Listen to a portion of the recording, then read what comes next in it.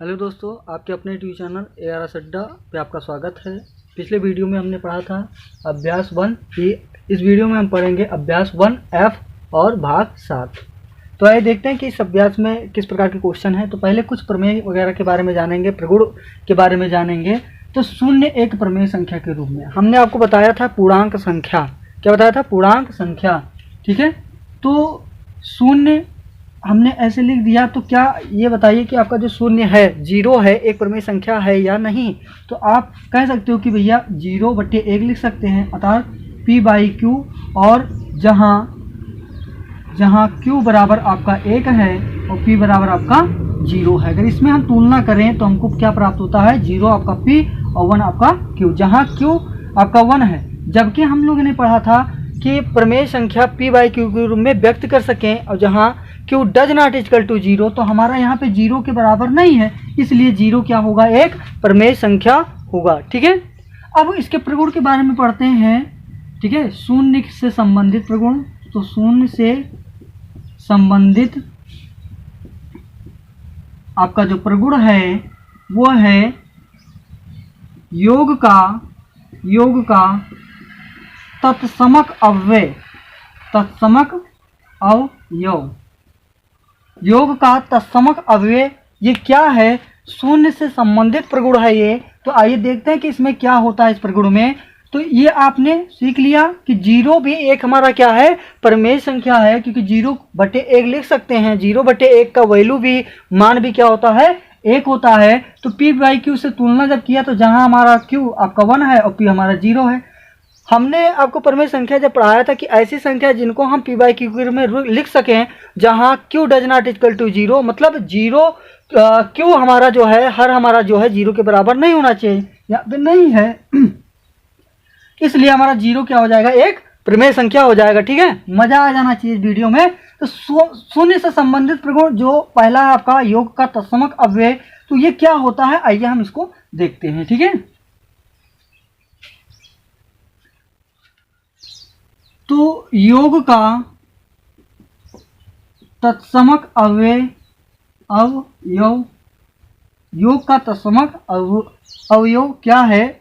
मतलब किसी भी प्रमेय संख्या में जब हम 0 को जोड़ते हैं तो क्या होता है? जैसे हमने -3 लिया और /5 कर दिया। अगर हम इसमें 0 को जोड़ें तो आप देखते हो कि आपका -3/5 ही प्राप्त होता है।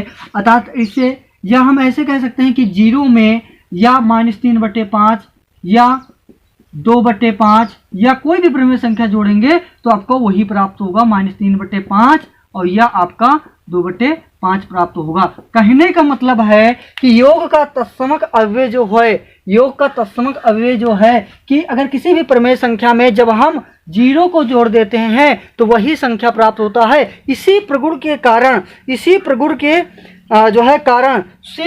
शून्य को प्रमेय संख्याओं के क्या कहा जाता है? प्रमेय संख्याओं के योग का तत्समक अव्यय का प्रगुण कहते हैं। ठीक है, आप अगर समझ गए होंगे तो हम दूसरे प्रमेय पे आते हैं, दूसरे प्रगुण पे आते हैं। तो ये योग का तत्समक अव्यय था जो शून्य से आधारित था, शून्य पर आधारित था। ये आपका शून्य पे आधारित था कि किसी भी प्रमेय संख्या में जब हम 0 को जोड़ते हैं, या 0 में जब किसी भी प्रमेय संख्या को हम जब जोड़ते हैं, योग करते हैं, तो योगफल हमारा वही प्रमेय संख्या प्राप्त हो जाता है। यही योग का तत्समक अव्यय या शून्य पर आधारित आपका प्रगुण था। ठीक है, नेक्स्ट में आते हैं, आपका जो है वो है एक से संबंधित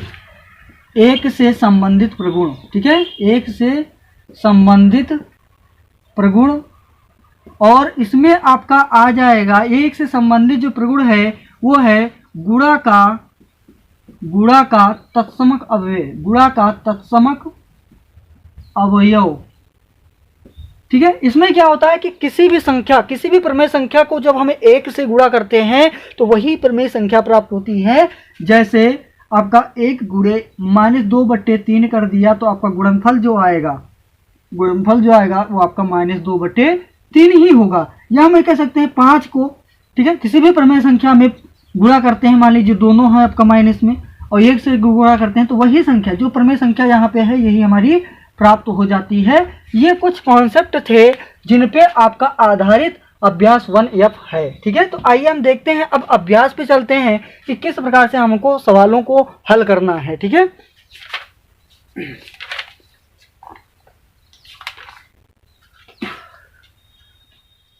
एक प्रतिलोम बचता है, इसमें प्रतिलोम के बारे में आपको बता रहे हैं। ठीक है, तो ये आपका है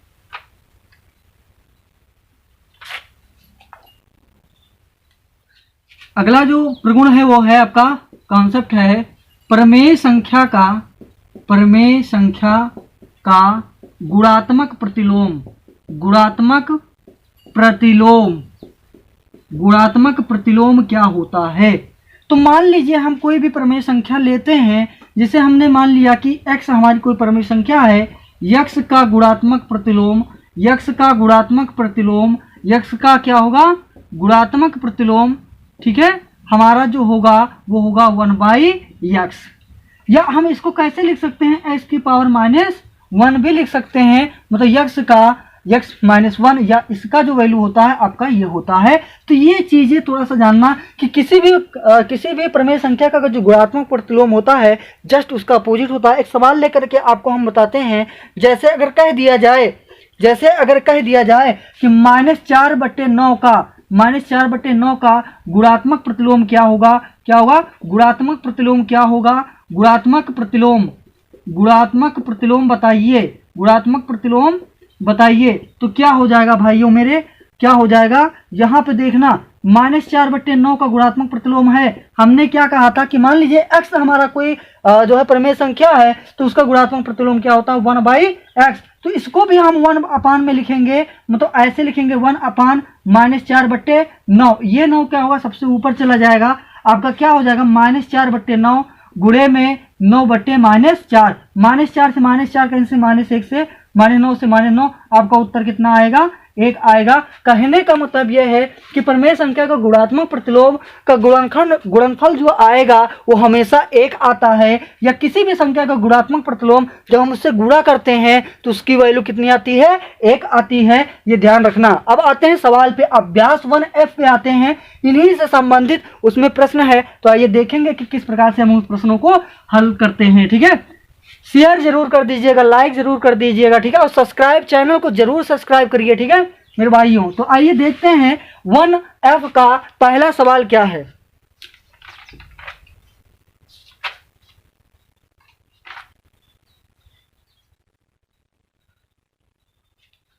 पहला इसमें दिया गया है कि निम्नांकित कथनों के सामने सत्य व असत्य कथन लिखिए, मतलब आपको सत्य या असत्य बताना है। सत्य या असत्य बताइए।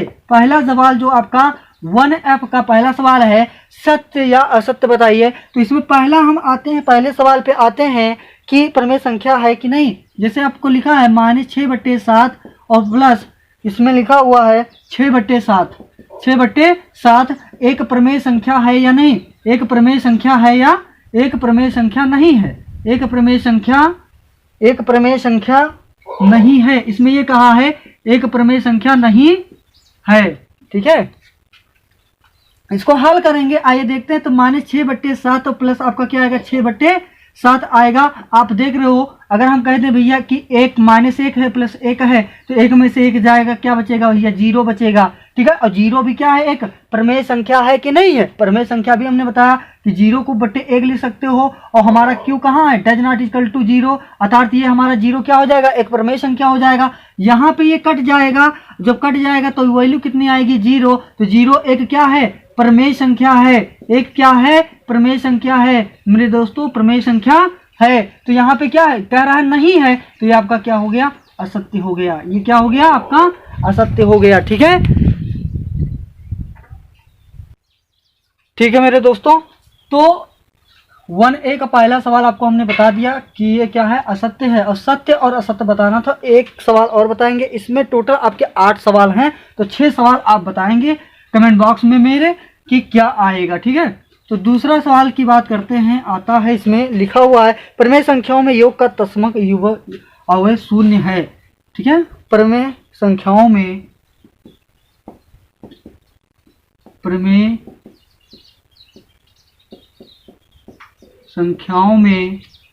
योग का तत्समक अवयव शून्य है। अब आपको बताना है ये सत्य है या असत्य है, ये सत्य है या असत्य है। तो योग का तत्समक अव्यय कभी भी क्या होता है, शून्य नहीं होता है। तो ये आपका क्या हो गया, असत्य हो गया बच्चा, असत्य हो गया। ठीक है, तो ये भी क्या है, असत्य है, क्योंकि हमने बताया क्या शून्य का योग का तत्समक अव्यय बताया था कि किसी भी प्रमेय संख्या में जब हम जीरो को जोड़ते हैं तो वही प्रमेय संख्या हमारी प्राप्त होती है, शून्य प्राप्त नहीं होता है। इसलिए हमारा क्या होगा, ये असत्य, क्योंकि उन्होंने कहा है शून्य होता है। तो पहला का हमने 2 सवाल बताए हैं, आपको 4 सवाल और आपको करने हैं, 8 सवाल दें, सॉरी 6 सवाल और आपको करने हैं। हमारे कमेंट बॉक्स में बताइएगा कौन कौन से सत्य हैं, कौन कौन से असत्य हैं। नेक्स्ट क्वेश्चन पे चलते हैं। ठीक है, आइए दूसरा सवाल है आपका, रिक्त स्थान की पूर्ति कीजिए। दूसरा सवाल जो है वो है रिक्त स्थान की पूर्ति कीजिए, रिक्त स्थान की पूर्ति कीजिए, रिक्त स्थान की पूर्ति कीजिए। पहला सवाल इसमें लिखते हैं, आपको बता रहे हैं, -5/12 -5/12 प्लस डॉट डॉट डॉट बराबर आपका दिया है -5/12 -5/12।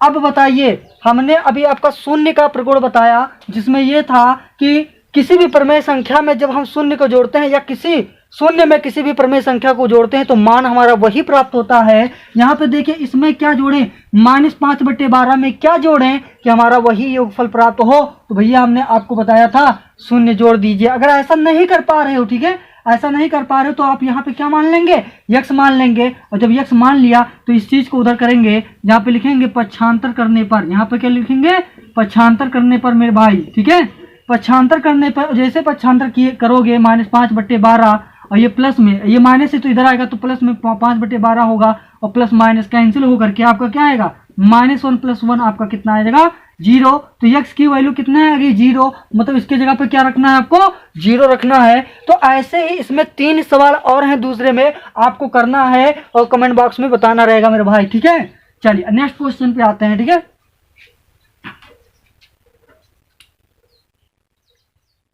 तीसरा प्रश्न है आपके अभ्यास 1F का। इसमें लिखा है प्रत्येक स्थिति में x का मान बताइए। इसमें लिखा हुआ है प्रत्येक स्थिति में x का मान बताइए, x का मान बताइए क्या होगा, x का मान बताइए। पहला सवाल, तीसरा का पहला सवाल आते हैं, लिखा हुआ है 2/3 गुणे आपका x है बराबर 1 है। तो इसमें x की वैल्यू निकालना है। x बराबर आपका क्या होगा, 1/, ये क्या गुणे में है तो ये भाग में चला जाएगा, क्या होगा 2/3। जब 2/3 है तो क्या होगा, ये पलट जाते हैं, ये ऊपर चला जाएगा आपका। तो यहाँ पे मान क्या आ जाएगा, 3/2। ये आपका क्या है, जो है प्रतिलोम है, ये क्या है आपका प्रतिलोम है, उल्टा हो जाएगा। ठीक है, यहाँ पे जो मान है यहाँ पे 1 है तो इसका क्या है, उल्टा हम लिख देते हैं। तो ये आपका आंसर आ जाएगा, x की वैल्यू निकालनी है। दूसरा सवाल देख लेते हैं। तीसरा का दूसरा सवाल आपका जो है -3/4 है और प्लस x है और बराबर 0 है। तो x का मान ज्ञात करना, कुछ नहीं करना है, यहाँ पे लिखेंगे पक्षांतर करने पर, पक्षांतर करने पर। ठीक है, पक्षांतर करने पर तो क्या है, x बराबर ऐसे रहेगा, माइनस में वैल्यू है, पक्षांतर करेंगे तो आपका प्लस में हो जाएगा 3/4, यही आपका x की वैल्यू आ गया। ठीक है, तो इसमें भी बाकी आपके 4 सवाल बचते हैं। इस तीसरे में आपके कितने सवाल हैं, 6 सवाल हैं, 4 आपको करना है। ऐसे ही सेम सवाल है तो आप करके हमको बताओगे, तो कमेंट बॉक्स में जरूर लिखना। ठीक है, लेकिन आप लोग नहीं लिखते हो।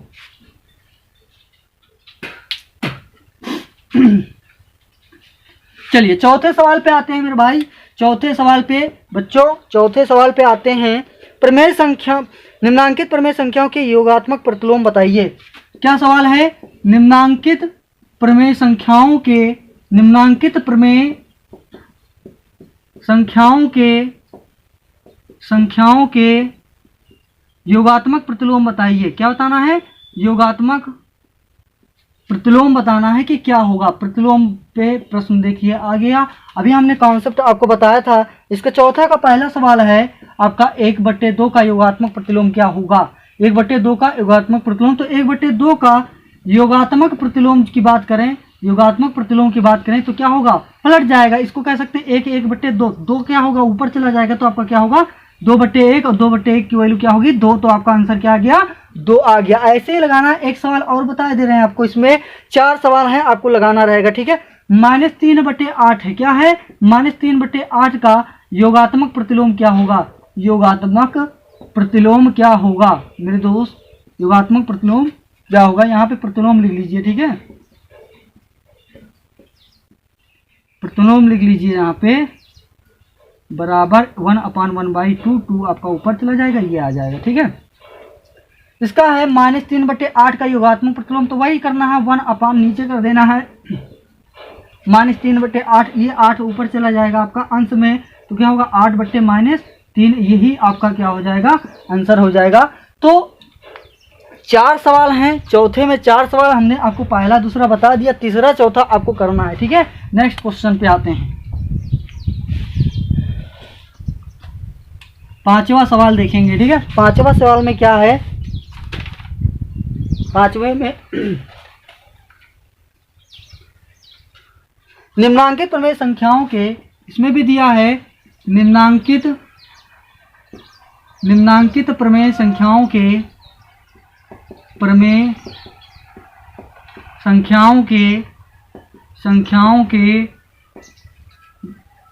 गुणात्मक प्रतिलोम ज्ञात कीजिए। क्या ज्ञात करना है बच्चों, गुणात्मक प्रतिलोम बताना है कि क्या आएगा गुणात्मक प्रतिलोम। तो हमने आपको बताया था भैया, ठीक है, कि गुणात्मक प्रतिलोम क्या होता है कि किसी भी प्रमेय संख्या का गुणात्मक प्रतिलोम जब करते हैं तो वैल्यू कितनी आती है 1 आती है। कितना आएगा मान 1 आएगा। तो 5वें के पहला सवाल पे आ रहे हैं और लिखा है 18/3 का गुणात्मक प्रतिलोम, 18/3 का। तो क्या करना है, कुछ नहीं करना, इसमें बड़ा इजी होता है, ठीक है। गुणा करेंगे लेकिन बटे में आपका हो जाएगा। तो कैसे करेंगे, का गुणात्मक प्रतिलोम लिख लेते हैं पहले, का गुणात्मक प्रतिलोम इजिकल टू आपका क्या होगा 8/13 गुणे में आपका 1/8/13 हो जाएगा। ये 13 क्या होगा ऊपर चला आएगा, तो 8/13 गुणे में आपका 13/8 होगा। 8 से 8 कैंसिल, 13 से 13 कैंसिल हो जाएगा। आपकी वैल्यू कितनी आ जाएगी 1 आ जाएगी। तो बाकी सवाल आप लोग कमेंट बॉक्स में लिखकर बताइएगा कि क्या आ रहा है आपकी वैल्यू, ठीक है। तो यहाँ पे हम इसको मिटा दे रहे हैं, 6ठे क्वेश्चन पे आ रहे हैं, ठीक है। 6ठा क्वेश्चन आपका है सरल कीजिए। 6ठा क्वेश्चन आपका भैया सरल कीजिए, ठीक है, सरल कीजिए। तो सरल कीजिए में इसमें 2 सवाल हैं, एक आपको बता दे रहे हैं, अगला सवाल आपको करके रहना रहेगा। -32 लिखा हुआ है, -32 है, गुणे है 5/-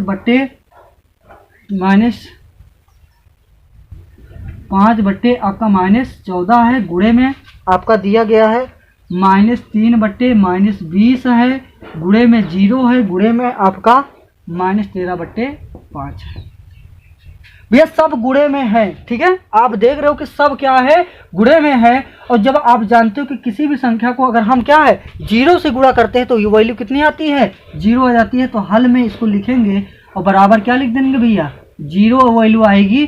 क्यों आएगी, क्योंकि यहाँ पे 0 से गुणा किया गया। किससे गुणा किया गया यहाँ पे 0 से, और 0 से जैसे ही गुणा करेंगे आपको वैल्यू कितनी आ जाएगी 0 से आ जाएगी। तो नेक्स्ट वीडियो में आपको हम एक्सरसाइज 1 जो है जी बताएंगे, और जी में किस प्रकार से प्रमेय संख्याओं का भाग है, किस प्रकार से हम प्रमेय संख्याओं का भाग करते हैं। भाग 8 में आपको बताएंगे कि भाग किस प्रकार से किया जाता है। अगर वीडियो अच्छा लगे तो लाइक करिए, शेयर करिए, सब्सक्राइब जरूर करिएगा, क्योंकि 1000 जब व्यू आएगा तो आपको लाइव पढ़ाएंगे। 1000 सब्सक्राइबर जब हो जाएंगे तो अभी लाइव पढ़ाएंगे तो और मज़ा आने वाला है भाइयों। और वीडियो अगर शेयर जरूर किया करिए, ठीक है, लाइक कर दिया करिए, ठीक है। धन्यवाद, जय हिंद।